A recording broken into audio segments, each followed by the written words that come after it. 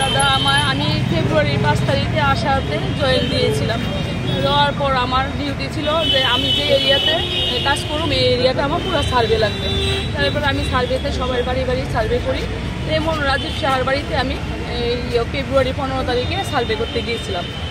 যাওয়ার পরে তারা ওই বাড়িতে থাকে না, তার মা বাবা থেকে আমি তাদের বাড়ি কতজন মেম্বার, তাদের বয়স, তাদের নাম, তাদের ফ্যামিলি কেউ অসুস্থ আছে নাকি, কেউ বাচ্চারা পোলিও পায় না পায়, সব কিছু লিখে আনার পরে 2-3 দিন পরে আমার রাজীব শাহ এর মধ্যে ছোটো ভাইয়ের একটা ছেলে 10 বছরের একটা পোলিও নিতে পারছে না মানে সে 12 বছর হয়ে গেছে।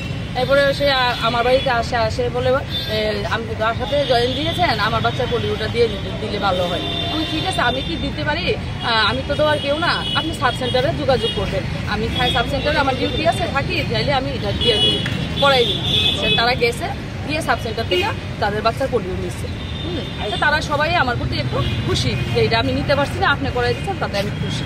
আচ্ছা, তারপরে 2-3 দিন পরে তাদের ওই রাজীব শাহর বাড়িতে 2টা ভাড়াটিয়া থাকে, ওই ভাড়াটিয়াগুলো আমার বাড়িতে যায়, গিয়ে বলে দিদি আমার তো বাচ্চা 9 মাস হয়ে গেছে, আমি 3.5 মাসের পোলিওটা নিতে পারি না, আমার 3.5 মাসের পোলিওটা লাগে।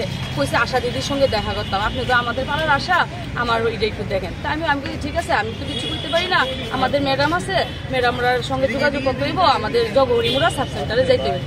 তারপরে তারা দুজনই গেছে, 2টা ভাড়াটিয়া 2টা ভাড়াটিয়ে গেছে, একটা 5 বছরের, একটা 9 মাসের। যাওয়ার পরে তারা পোলিও নিয়ে আসছে, তারা খুব খুশি। যাওয়ার সময় ওই মালিক যে রাজীব শাহর বউ তাদেরকে যাওয়ার জন্য আটক করে। হ্যাঁ, তারপর তারা মানছে না, তারা অন্য রাস্তা দিয়ে গেছে, সাব সেন্টারে গিয়ে পোলিও নিচ্ছে। নেওয়ার পরে তারা পড়ছে, আমি ধরুন আমার ডিউটি শেষ, আমি 4টার সময় বাড়িতে ফিরার সময় আমার আবার আটক করে হেয়ার গেটের সামনে। হ্যাঁ, হেয়ার বাড়ির উল্টা দিকেই আমার বাড়িটা। এরপরে আমার এই শোন, তোরে বাজে মোটরনিং করে তোর এই ছাতা মাথার আশা আমরা লাগে না, তোর কোনো উপকার আমরা লাগে না, তুই বালের আশা করো। হ্যাঁ, আমরা টাকা দিয়া অনেক কিছু নিতে পারি, হ্যাঁ, আমরা উপকার আর লাগতো না, আমরা বাচ্চারা কে কইছে পোলিও দিতে বললে। আমি কইছি শুনো, আমি পোলিও দেওয়ার কেউ না, এটা তুলে তুমি ম্যাডামরা লোকের কথা বলো, তাড়াতাড়ি নাম কাটাই দিতে বক্ষণে। হ্যাঁ, এখন আমি কইছি আমি তো নাম লিখছি না, আমি তো সার্ভে করে নিছি, আমার সার্ভেতে নাম আছে, বাচ্চাদের পোলিও তো রেজিস্টার খাতা হয়ে গেছে, তারা তো পোলিও পাইছে, তুমি পারলে নাম কাটাই দিও। এ কথা কইয়া মানে হ্যাঁ সবসময় একটা রুক্ষ অবস্থা থাকে। আমি আর আমার সম্মান বজাইয়া আমি বাড়িতে গেলাম না। যাওয়ার পরে আমি খুব কান্নাকাটি করি এবং আমার ফেসিলিটার দিদিরে জানাই এবং স্যারেরে জানাই, আমার দিদি কাউন্সিলর দিদিরে জানাই, আমার এবং পার্টির বাইরেরও মোটামুটি একটা জানাই। জানার পরে তারা কি নিব না নিব কী করবো, আমি আর এই 2 দিন আর আমি আমার ডিউটি নিয়ে ব্যস্ত। কালকে আবার পালসপুরিও হইলো আমাদের মাস্টারপাড়ার আদর্শ বিদ্যা মন্দিরে। আমি সকাল 7টা থেকে 4টা পর্যন্ত আমার ডিউটিতে আমি ছিলাম।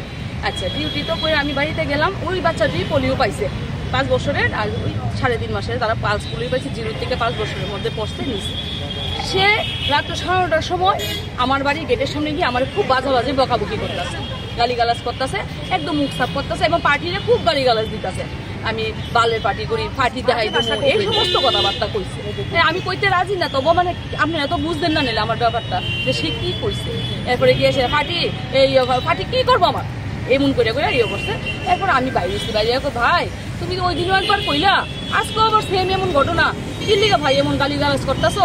আমি তো ঘরে গেছিলাম, এমন করছি করে আমার বুকের মধ্যে এমন খাবলা দিয়ে ধরে সে আমার চট্টর মারণ আরম্ভ করে দিচ্ছে। মাসের পর আমি চিৎকার করছি, পর আমার মেয়েটা আজকে সাইকোলজি অনার্সের পরীক্ষা, এমবিবিতে পড়ে 5th সেমিস্টার, তারই দাদা যেভাবে মারধর করছে ভাই, আমি এটা লেগে চাই আপনার কাছে তার জীবনে একটা শাস্তি হোক। আমাদের মারছে কিছু না, আমার বাচ্চাটা সে অনেক মারধর করছে, চুলের মুঠি তুলে গেলের মধ্যে কিটের মধ্যে বাইরে এসেছে, নাকি দিয়ে তার ব্লিডিং করছে এবং তার বউ এসে আমার মেয়েটারে মানে আমি মুখে কইতে পারি না, এইভাবে আমরা মা মেয়েরা মারধর করছে, পাড়ার লোক সব জুড়ে পড়ছে, তারা আমাদের বাঁচায়।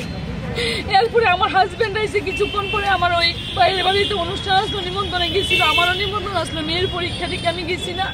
এরপরে আমার হাজব্যান্ডের দিকে সে দৌড়ে আইসে আমার হেলমেট দিয়ে মারতো, তখন আমার পাড়ার লোকগুলো আমার বাঁচায়, এনে বাঁচায়। এইভাবে কি জানে আমার কি জানা, আপনাদের কাছে আমি কি কমো, আমার করে কিছু। যে মারধর করছে তার নাম কি? তার নাম রাজীব সাহা। তারপরে যখন আমি থানাতে ফোন করলাম, তারপরে তাদের গাড়ি গেল, যাওয়ার পরে সব পরিষ্কার, একদম কেউ বাইরে এলো না। এরপরে স্যারে আমার জিজ্ঞাসা করলো কি হয়েছে ঘটনাটা, আমি স্যারের তাহলে কইলাম। হওয়ার পরে তারা বাড়িতে গেছে, তারা বাড়ি থেকে কেউ বাইরো না। এরপরে গিয়ে সেটা তারার একটা ভাই আমাদের পার্টিতে নতুন আইসে, রাহুল সাহা করে না, হ্যাঁ আইসে কি কইছে, আর হেরা সব লুকাই গেছে গা, বুঝলেন তো। এরপরে হেরা আয়া কি কইছে কইতাম পারি না, এখন পর্যন্ত তো আমি কিছু বুঝতে পারতেছি না। তার জন্য আমি সব দাদারারে জানাইলাম, আমাদের আশার দিদিমণিরাও জানাইলাম, আমাদেরও পার্টির বাইরেরারে জানাইলাম, পাড়ার বাইরেরারে জানাইলাম। ওখানে সবাই আমার পক্ষ হয়ে আইসে। আপনারা একটা তার প্রতি একটা ইউনিট, যেমন তার একটা কঠিন শাস্তিও। আমার পাড়ার মধ্যে কিছুদিন পর পর সে এই ঘটনাটি করতেছে। আজকে এই ফ্যামিলিটার লোক ঝগড়া করে পুলিশ কেস, তারপর ওই ফ্যামিলিটার লোক ঝগড়া করে পুলিশ কেস। আমিও তার কেসের সাক্ষী আমি দিয়ে গেছি, পাশের বাড়ির এক মহিলারে ঝাড়ু দিয়া বাইরে রাস্তার মধ্যে মারছে, এই সাক্ষী আমি দিছি। তারা কুটে এসে ভাই কেন সে এমন করবো, সে পাড়া প্রতিবেশীরা এইভাবে খারাপ করবো। আপনার নামটা কি? আমার নাম লক্ষ্মী দেবনাথ পাল, আমার স্বামীর নাম অসিত পাল, আমার মেয়ে পুজিতা পাল। আমরা তিনজনে কালকে খুব মারধর করা হয়েছে, বুঝলেন তো। কারণটা কি? কারণটা হইলো আমি আশাতে জয়েন দিলাম, আপনারা তো আমার ড্রেসটা দেখতেই আছেন। এই কাজের ইয়েতেই আমি তার বাড়িতে সার্ভে করতে গেলাম এবং তার ভাইয়ের বাচ্চারা, ভাড়াটিয়ার বাচ্চাদের পড়িয়ে নিলাম। কেন নিলাম?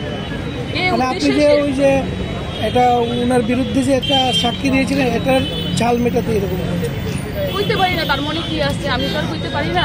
ওখানে আমি তো বুঝতে পারতেছি যে সে তো এইসবই টর্নিং করলো, আর তো কিছু করলো না। হ্যাঁ, উনি কি করে? যে যার নাম বললেন রাজীব, তাই কি করে আমি কইতে পারি না, তাই ব্যবসা আমি কিছুই বুঝি না।